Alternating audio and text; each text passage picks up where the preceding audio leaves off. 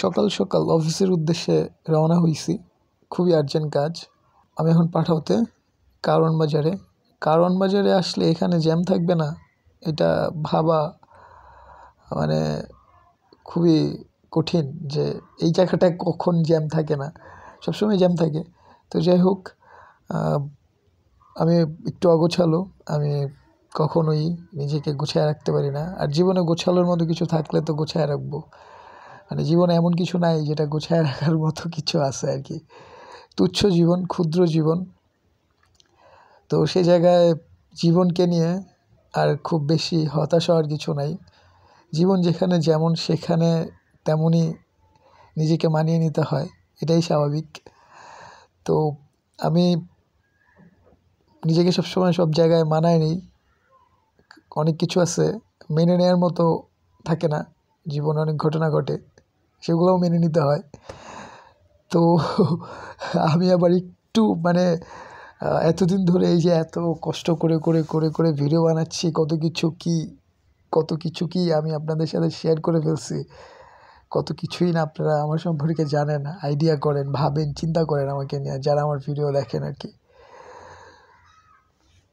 তো অনেক ইচ্ছা আছে, অনেক ছোট বড় সব ধরনের ইচ্ছা নিয়েই জীবন। সবার জীবনে অনেক ইচ্ছা থাকে, স্বপ্ন থাকে। তো স্বপ্ন পূরণের জন্য অনেক স্ট্রাগল করতে হয়। তো ঠিক তেমনি আমি আমার স্বপ্নগুলো পূরণ করার জন্য সবসময় ট্রাই করি কীভাবে নিজেকে ভালো রাখা যায়, নিজেকে নিয়ে চিন্তা করা যায়, সেভাবেই চলছে, যে সময় দেওয়া যায় নিজেকে নিয়ে। তো অনেক সময় থাকে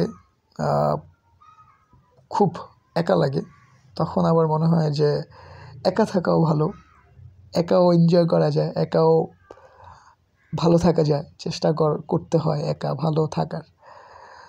তো নিজের পথ চলতে গেলে অন্য কাউকে এক্সপেক্ট করা ওই পথ চলায় বোকামি, আমার মনে হয় যেটা। তো যাই হোক, এই রাস্তাটা দিয়ে আমি প্রায় যখন মানে এর আগে যখন মানে আমি প্রথমবার যখন অফিসে মানে কাজ করতাম প্রথম তখন আমার বাসা ছিল হচ্ছে মগবাজারে, গাবতলার গলিতে। আর গাবতলার গলি থেকে প্রায় সময় কানে হেডফোন লাগা গান শুনতে শুনতে অফিসে হাঁটতে হাঁটতে চলে আসতাম। আবার চক্রাকার বাস আছে, এইখান থেকে যে কোনো সাইড থেকে চক্রাকার বাসে উঠে আপনি হাতের জিলের মানে এই চক্রের যে কোনো প্রান্তেই যাইতে পারেন খুব সহজে। অনেক সময় আছে যে আর্জেন্ট যখন মুভ করতে হয় তখন চক্রাকার, বাইক এগুলো একটা ভালো অপশন। তো এখন যেহেতু অফিস থেকে আমার বাসা অনেক দূরে, সেক্ষেত্রে আমাকে মানে পায়ে হেঁটে অফিসে যাওয়া এটা ভাবাই যায় না, কারণ অনেক দূরের রাস্তা। তো এক এক সময় এক এক ওয়ে দিয়ে যাই, কখনো রামপুরা হয়ে যাই, কখনো এফডিসির মোড় হয়ে যাই, আবার কখনো মহাখালী হয়েও যাওয়া যায়। তো মুডের উপরে ডিপেন্ড করে। অনেক সময় অনেক রাস্তা থাকে যে রাস্তাগুলো দিয়ে যাইতে ইচ্ছা করে, যে রাস্তাগুলো দিয়ে হাঁটতে ইচ্ছা করে আর কি।